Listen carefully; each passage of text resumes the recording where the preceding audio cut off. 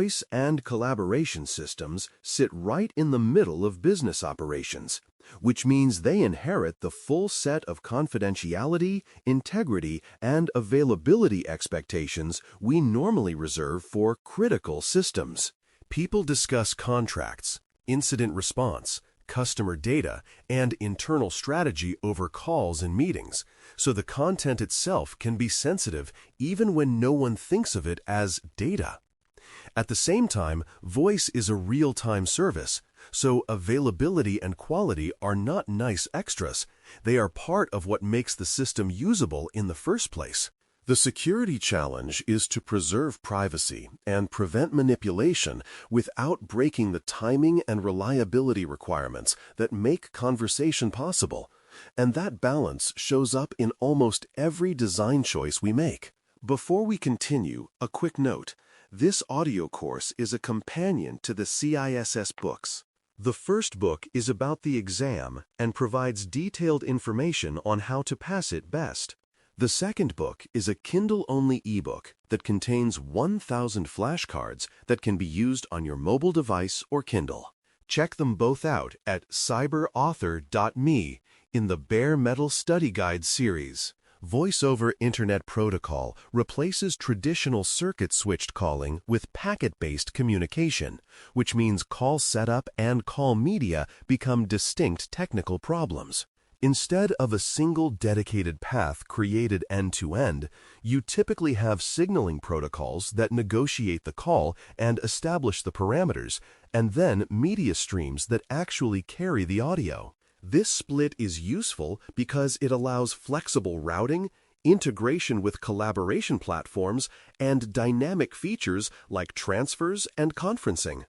It also creates separate security surfaces, because if an attacker can interfere with signaling, they can redirect or manipulate sessions.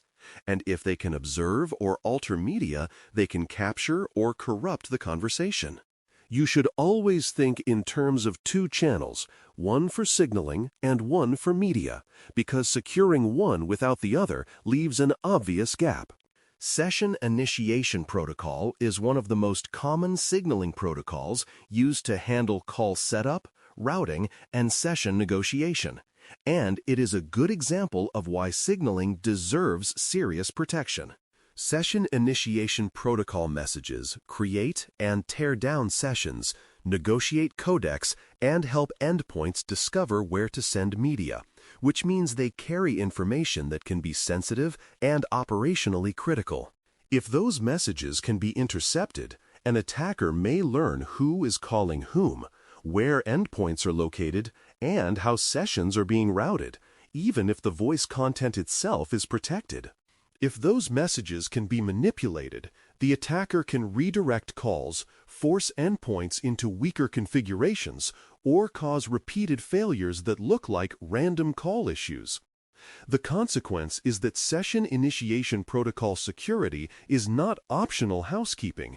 It is fundamental to keeping the call path trustworthy. Once a session is negotiated, Real-Time Transport Protocol typically carries the voice media, and its design is optimized for timely delivery rather than heavy built-in security. Real-Time Transport Protocol is built around sending small packets frequently, with sequence and timing information that allows the receiver to reconstruct audio smoothly despite jitter. That focus on timing is exactly why basic real-time transport protocol is attractive operationally and risky from a confidentiality standpoint, because the payload can be observed by anyone who can capture the traffic. You also have to remember that media flows often traverse segments and devices that are not treated with the same rigor as server traffic, especially in hybrid environments. The right mental model is that real-time transport protocol is the workhorse for audio transport, and you must intentionally add protections if you expect the conversation to remain private and unaltered. Secure Real-Time Transport Protocol is the secure variant that encrypts voice media and adds integrity protections, and it is a core control for preventing eavesdropping on the content of calls. With secure real-time transport protocol, the audio payload is encrypted so passive capture does not translate into intelligible voice. And integrity mechanisms help prevent an attacker from modifying packets without detection. That integrity property matters because manipulation of audio streams can be used for disruption, deception, or to degrade quality in ways that users may attribute to network problems rather than tampering. Secure real-time transport protocol does not eliminate every risk because attackers can still target endpoints and signaling, but it closes the obvious gap where voice content is traveling in the clear. When you design secure voice, protecting media is usually a baseline requirement, not an advanced feature. Transport layer security is frequently used to protect signaling channels, and the reason is simple.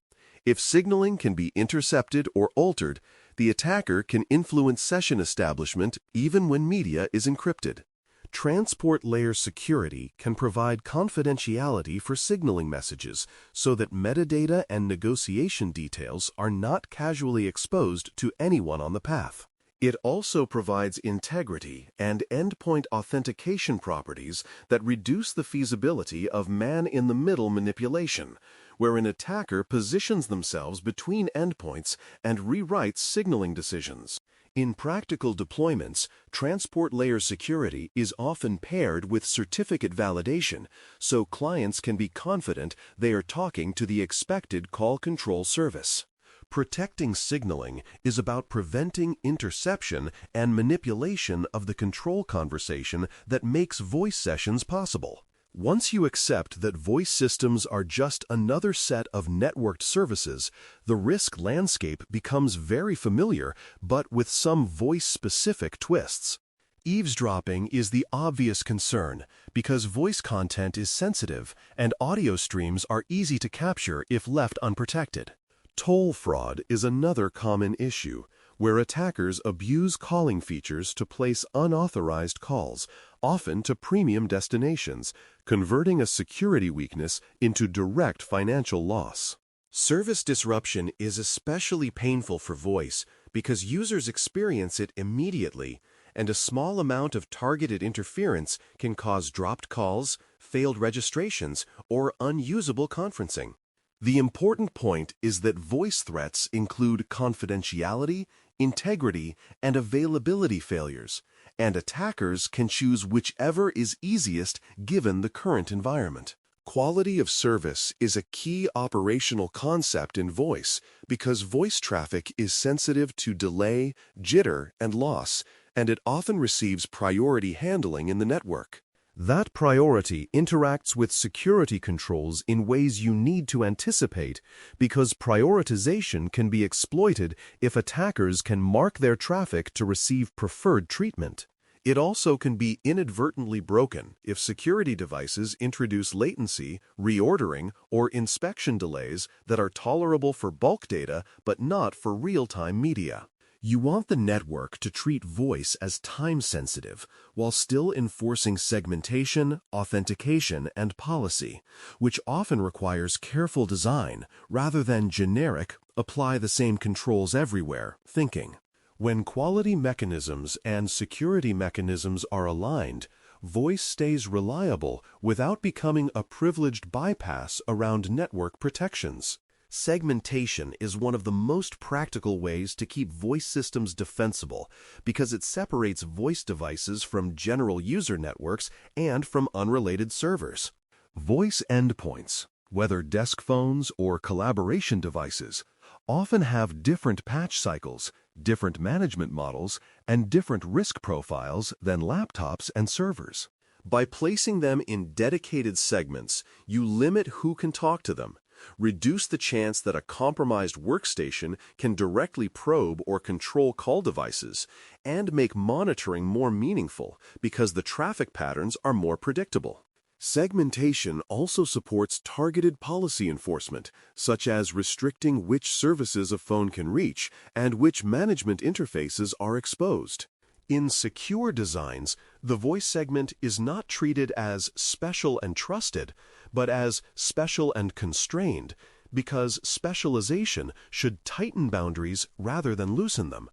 Call logging and call detail records introduce a different class of obligation because they are operationally valuable and simultaneously sensitive from a privacy perspective. Logs can contain numbers dialed, call durations, endpoints involved, and sometimes additional metadata that can reveal relationships and business activities. Even if the audio content is not stored, these records can still be sensitive because they describe who communicated with whom and when, which can matter legally and operationally. Retention considerations come into play because keeping records longer than necessary increases exposure, while keeping them too briefly can undermine investigations and compliance obligations. A thoughtful approach treats call records as regulated data, applying access control, integrity protections, and retention policies that match the organization's requirements and risk. Soft phones and mobile clients expand the endpoint landscape significantly because the phone becomes an application running on general-purpose devices that move across networks and trust boundaries. That flexibility is great for remote work, but it makes authentication and device assurance much more important because the endpoint can be exposed to malware, credential theft, and hostile local networks. Strong authentication helps ensure only authorized users can register and place calls, and it reduces the risk that stolen credentials can be used to impersonate an employee. You also have to consider that mobile devices may roam between trusted wireless and untrusted networks, which changes exposure to interception attempts and registration hijacking. In effect, soft phones turned voice security into a broader endpoint and identity problem, which is manageable, but only if you treat it that way. Voicemail systems are often overlooked, yet they store sensitive content that can include customer information, internal decisions, and sometimes authentication secrets when users leave details on recordings. Because voicemail stores audio at rest, the security questions shift toward access control, encryption, and auditability rather than real-time transport. If voicemail can be accessed with weak credentials or through poorly controlled administrative paths, attackers can harvest messages or use voicemail features as a pivot into broader call control. Encryption at rest helps reduce exposure if storage is compromised, but you still need strong authentication and role-based access to prevent simple account takeover from turning into message theft. Voicemail should be treated like any other repository of sensitive content, with protections that reflect the fact that voice can be as revealing as text. Availability protections are not an afterthought for voice, because voice systems are often mission-critical and user expectations for uptime are high. Redundancy for call managers and gateway services helps ensure that a single failure does not bring down calling for an entire site or business unit. Gateways that connect to external carriers, session border controllers that mediate traffic, and internal call control clusters all need resilience planning because they are points where failures concentrate.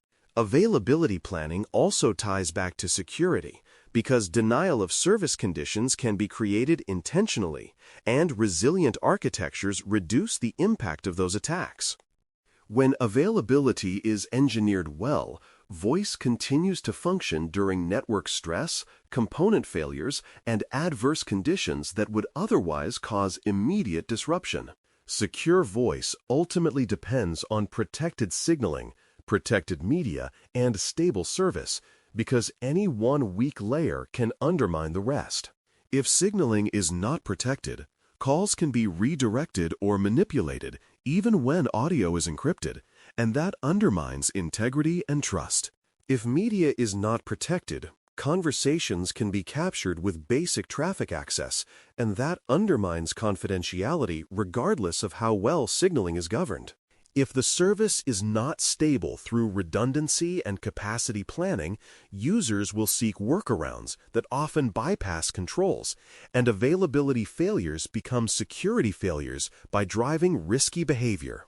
When you treat voice as a complete system with identity, transport, segmentation, logging, and resilience working together, you get communication that is both usable and defensible.